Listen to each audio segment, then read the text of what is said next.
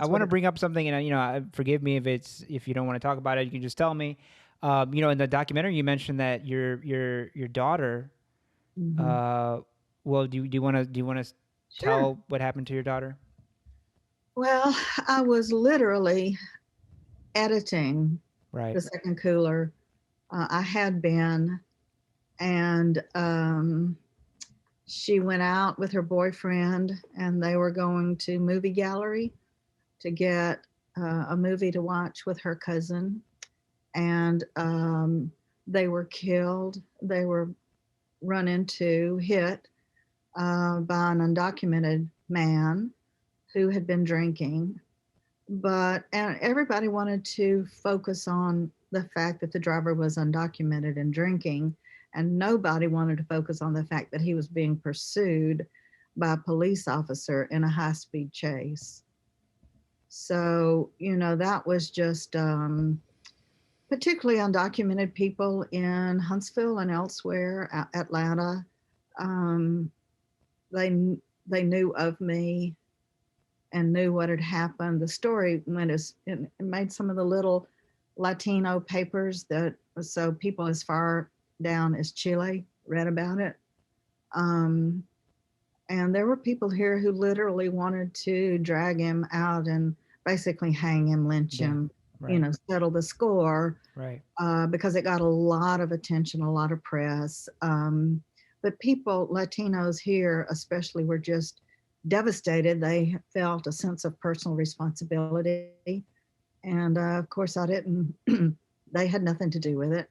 And Well, that's interesting that you feel that way, because right. I mean, the natural and common response to that would be to look at the bare facts of the case. This person didn't have, quote unquote, didn't have a right to be here, was drinking, and was just killed your daughter, right? But that and you were able children. to see the web that these two little strings were a part of is incredible. Is incredible. Well, yes. I mean, I think maybe having done this work gave me something of a backstory that I would not have.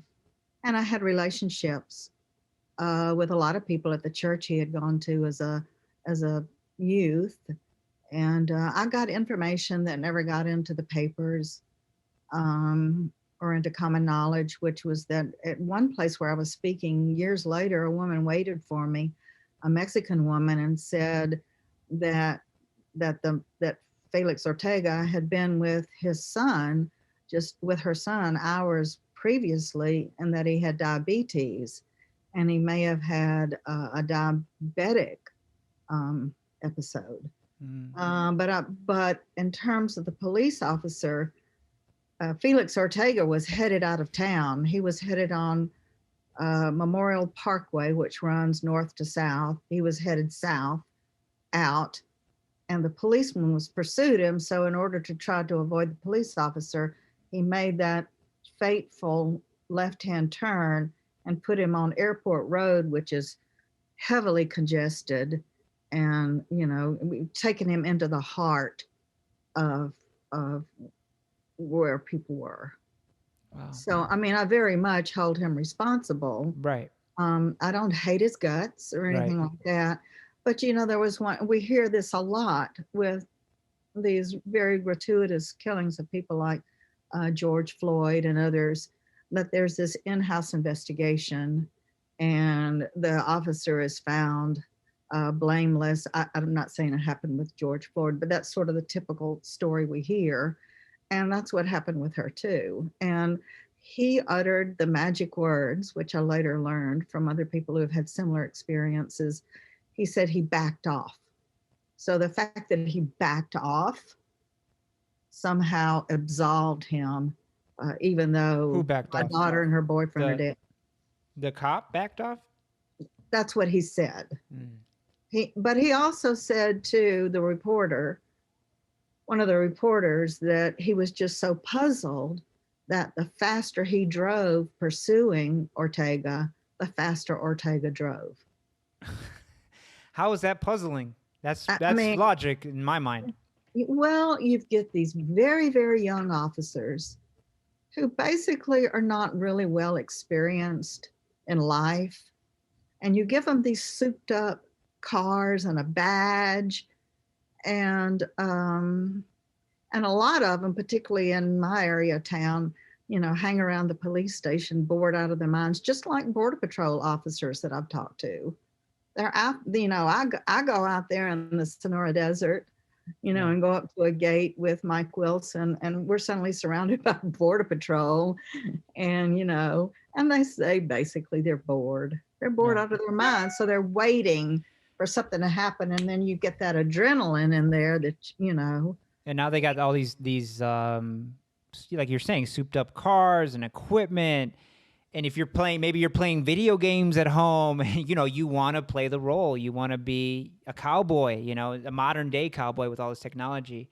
Um, Thank you for And sharing it that, kind by of, the way. well, you're welcome. It doesn't, she's on my mind Yeah. 24/7. So it doesn't bother me. And I've talked about it so much, and I have very little personal space. So, yeah, I Yeah. can talk about these things, but it offends people when I say that their deaths need to be counted, alongside, not to displace Trayvon Martin, but alongside. And I think because I think you can deal with the problem, the more people you say are affected by this, and then it also applies to white people, to Asians. I mean, this was not the first fatality in Huntsville because of a high speed. It's the system. It's the recklessness. And I understand why people are offensive, because nobody came after them because they were black or put their knees on their necks or anything like that. But it's the entire system that tolerates and encourages this kind of recklessness and this kind of hyper masculinity and militarizes them. Yeah. And, so, I mean, I think that they should be counted among the lost to our militarized police system.